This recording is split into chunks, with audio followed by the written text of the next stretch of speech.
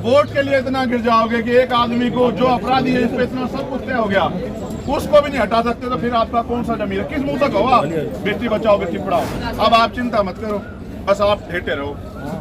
जेकर आपको उसमें जाके दो चार वो कौन से दांव हो मार दो तो भी पछाड़ वगैरह आप उसमें रो अपने दांव में, बाकी तो सब लोग तैयार हैं। सुनो, देखो ये लड़ाई सरकार की नहीं है, ना लड़ाई है विपक्ष की, लड़ाई है न्याय की। बाबा साहब अम्बेडकर एक कथन कहते हैं कि अन्याय करने वाले से अन्याय सहने वाला ज्यादा दोषी होता है। जहाँ अन्याय हो रहा है 5 दिन में सरकार की जमीन ना सरकारी जिस कही हो आप,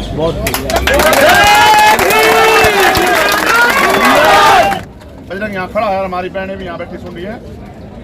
इन 7 तारीख के बाद हम अपना जो है बोरी बिस्तरा यहीं घेर लेंगे। जो अपमान हुआ है वो अपमान असहनीय है। भाई हम भारत में महिलाओं की पूजा करते हैं, बहन बेटियों की पूजा करते हैं, उन्हीं बहन बेटियों के साथ वो तो बेटियां भी आप समझिए, वो बेटियां जिनकी वजह से हमने गौरव फील किया, जिनकी वजह से हमारे दिल में जो ना उत्साह भरा हो कि हमारी बेटी ने हमारा मान बढ़ा दिया, हमारी बहन ने हमारा मान बढ़ा दिया, उन बहनों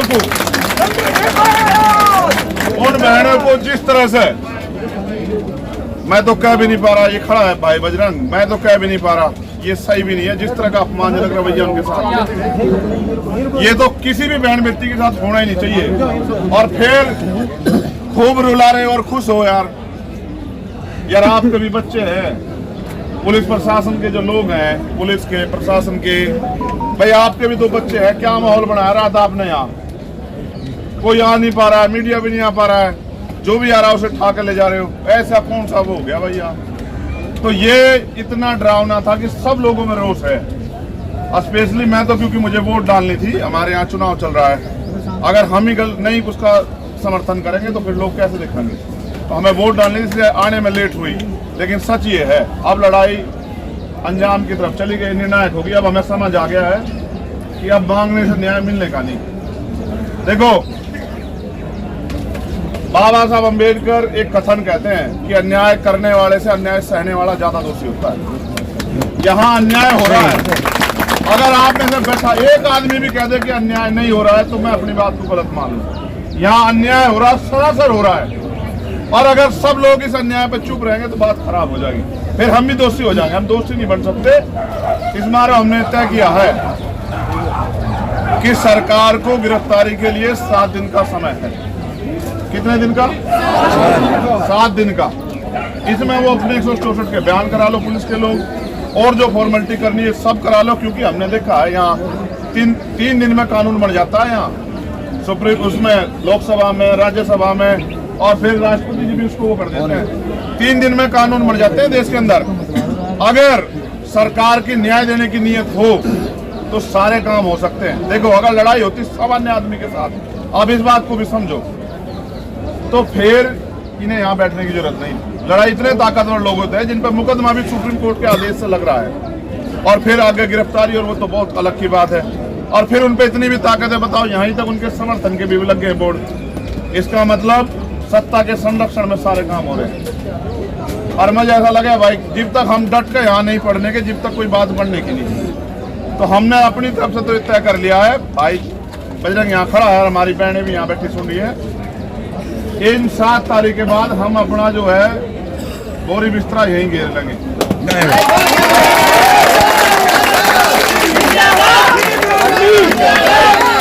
और उसके बाद जब तक देखो भाई कुछ चीजें राजनीति पार्टी सब चीजों तो पर होती है, ये लड़ाई बिल्कुल वैसी ही है।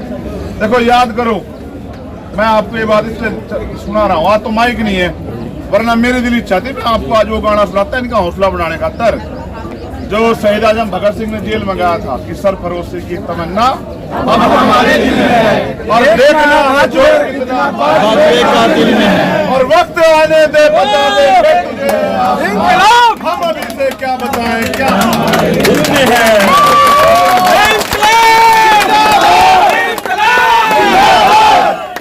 मैं जब जेल में था ना, मैंने एक बार भूख हड़ताल कर ली।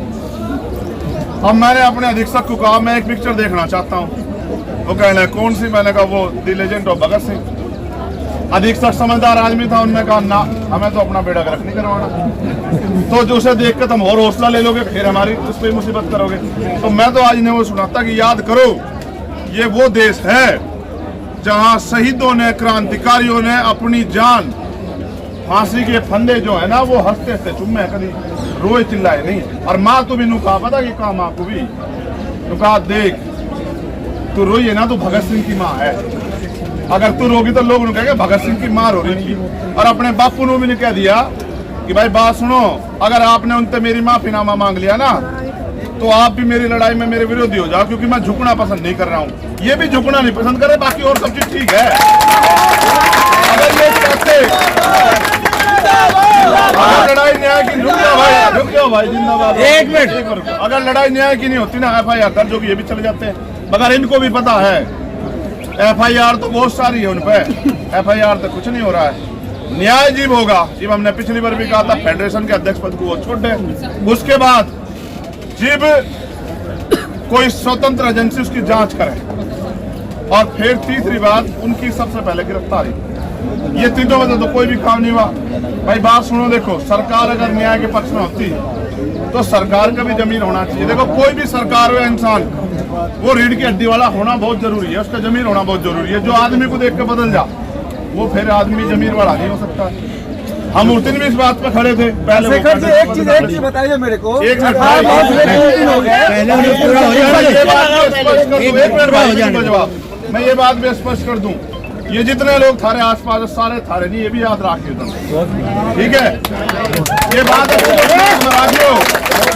सुनो, हमारे यहाँ पे एक कहावत है कि जो दुश्मन सामने खड़ा उससे लड़ा जा सकता है, लेकिन जो पीठ पीछे खड़ा उससे नहीं लड़ा जा सकता। समझ रहे हो? ये जो भीतर घात है, जो घर का वेदी लंका डाल, वो काम बड़ा खतरनाक है। आपके जो आसपास जो लोग बैठे हैं ना, ये जो उल्टे से सवाल पूछ करते हैं। मैं एक ऐसा आदमी हूँ, मैं पिछली बार आया था आपसे, मैंने पता क्या कहा था, यहाँ जितने लोग बैठेंगे मैं पार्टी और सबको कहा था कि मैं पार्टी बाहर छोड़ गई हूँ, अपना झंडा वंडा सब बाहर छोड़ गई, यहाँ आइए हो तब इनकी मदद करने को आए हो। फिर भी अगर उस तरह की चीज यहाँ, तो इसका मतलब ये है कि बहुत सारे लोग उनके ही बैठे हैं जो उल्टी सी बात छोड़ते रहेंगे। भाई कुछ ही कह लो, बात सुनो, पिछली भी जीतते थे, रिया भी जीतेंगे, इसे भी हारने के लिए तो हाँ सुनो, मुगल भी थे, अंग्रेज भी थे, सारे थे, जब हम उनसे नहीं हारे तो इनसे कर हार जाएंगे। एक और बात सुनो, गुलामी जो है ना हमारे यहाँ है, गुलामी की बेड़ियां काटने की बात हम बार बार करते हैं। गुलामी सिर्फ मानसिक नहीं होती, शारीरिक नहीं होती, मानसिक भी होती है। भाई अंग्रेज एक से ही तो थे और सब पर राज कर रहे थे, कितने तो थे भाई, भारत ज्यादा तो नहीं थे, लेकिन गुलाम कितने लोग थे देखो आप। बहुत बड़ी आबादी जो चाहती ना एक चांटे में भगा देती उन्हें, लेकिन वो सब गुलाम बन के बैठती थी, क्योंकि एकता नहीं थी और ना लड़ना चाह रहे थे। जब इन्होंने लड़ने का झंडा ठा लिया, हम इनकी गेल हैं, जो मुसीबत आओगी हम उसे बराबर भी झेल लेंगे।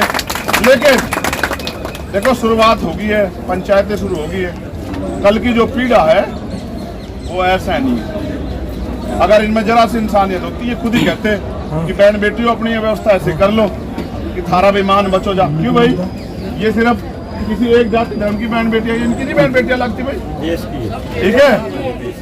नहीं देश की तो जी हो जी भी मैं डल्ला है, ये भी तो हक मांग रही, फिर देश की क्यों है? फिर तो हरियाणा की है, फिर तो ये जाति के नाम पे है। फिर तो देखो बात सुनो, ये लड़ाई को भटकाओ जाएंगे, भटकानी है ही नहीं बिल्कुल भी।